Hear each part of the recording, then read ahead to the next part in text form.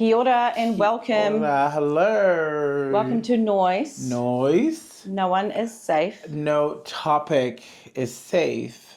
And in just this quickly, space. not in this space. That's something in there. Just quickly, we just want to do a shout out to our DJ friend, DJ Kids. Hello, DJ Kids. We're going to put his dropping little. the sweetest tracks. He has been dropping some sweet ass Great tracks. sounds. And we're going to put his little link below. Follow him, you will not regret it. Yeah, you will not regret. So check him out. Check him out. Today's topic is friendship. I love this topic. Same. You know I'm obsessed with friends. Yeah, same. It sits under the umbrella of relationships because most people, if you're in a relationship with someone, you like them also as a friend. Well, at least you'd hope you would hope that you like them as a friend. But yeah, friendships are super important. Yes, they are.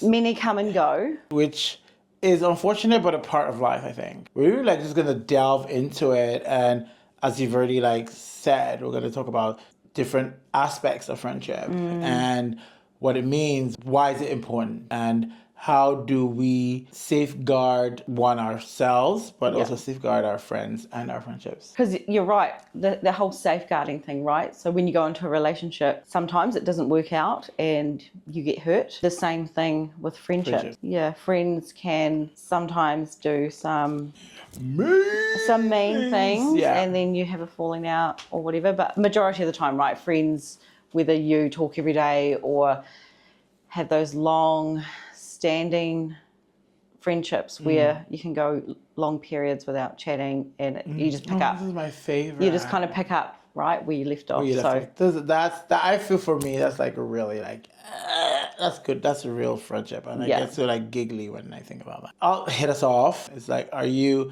introverted or extroverted, and what does that mean? I feel like if I had to do a self-diagnosis on what I would class myself as, I'm quite down the middle. I can agree with that, actually. If I feel like being sociable and being out there and speaking up in a crowd, then I will. Confident to do so.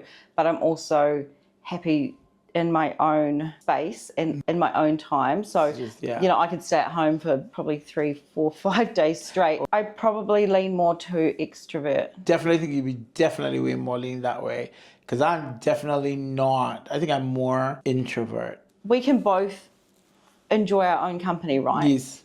Potter around at home. There's always something to do, something to watch on telly, something to do. That is always something.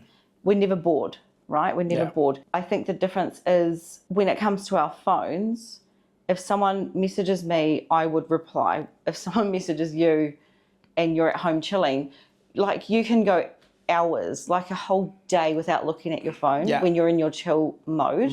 I would not even know. My phone can be completely... I'm surprised I haven't lost it more than I have. Yes, same actually. I am more introvert and you're more extrovert. When people say extrovert, introvert, it's... They think it's so whether are you outgoing or not outgoing, and that's not what it is. No. And it's also, they think of an introvert like some nerd who's literally sitting at home. In a dark room. Boring. Like agoraphobic or something. And it's no, it's just for me, even learning that it took me a while to realize that actually, because I've had all the traits that I'd have had of hanging up on myself, doing things, and knowing that I have to plan hanging out. If people are coming, you do not surprise me. Yeah. Do not show up at my house and thinking I'm going to be oh, you're thinking, oh my God, that's Tonye. Tonye's going to be no. So I only realized I'm wait, so how am I not extra? Because everybody will almost tell me that I am. So I just assumed, must be. And I realized that actually, no, I'm not. I have an outgoing, window. Yeah. Or I have to plan mentally to, and that's not an extrovert. You have to plan that, okay, I'm going to meet people. I'm going to meet human beings. And it's not always, but it's once it's on my agenda, and that might also be a Taurus thing. Once it's on my agenda, I'm okay. Do not sprung up with new pieces of whatever. And that's why when you are out and about and people think that you are so full of life, which you are, it's not that's not an act, but it's because once you're there, I'm fully you go committed 100 to it. Yeah. And you can make conversation with strangers. You can light up the room. Brick wall. Back to the friendship side. But yeah, no, I had a small group of friends. But I was popular. Like again, the social aspects of life for me, which is what always confused me, was that I was always very sociable and I liked doing that, but it had to be planned. Yeah. It had to be. You didn't like that spontaneous I had to strategize shit. my social battery, which I only understood when I was older that I did have one of those. But I had like my core group, the clueless girls, that would hang out all the time. And, you know, even though it was looking for me, they'd go to them. People would know where to. You saw one of us, then the other two went far away. Somewhere. What about you? I feel like you would have been like a big group of friends kind of girl. It sounds like I was pretty similar to you. There was definitely a couple of besties, like close friends, and again would be like the Three Musketeers. Yeah. It's like and then we were a part of like a bigger group of friends. But there wasn't often times where we weren't together. It's so wild. Because when you're in your friendship group, you realize that you've created those friends, or those friends you've been drawn together naturally for whatever reason at that stage, right? Yeah. And then you now start going, and then all you guys are seeing is each other and each other's things, and you start naturally as friends liking each other's things. You've never sat to think like, oh my God, do I actually like croquet? No, but he's always talking about it, or she's always talking about it. And as friends, I've gone and watched a few things. I'm not like, but then get to this age where, and obviously till you get to the age where you can go clubbing, which essentially is not more the clubbing, but it's meeting a now more diverse group of people. Yeah. And you're kind of like, oh, I kind of like this vibe. The funny thing is, once you start partying, right, and you're clubbing, you also meet people who are just your party friends. Which is why I like going back to like growing up and childhood things. I feel like a lot of our adult behavior and the things that we like subconsciously has been born from things that have happened. Oh, definitely. And it's not always like a negative thing, but we've both had like friendships. What would you consider then a good friendship versus like a bad friendship? I think a good friendship, it's pretty simple. It's a two-way thing where you do things for each other, you make the effort with each other.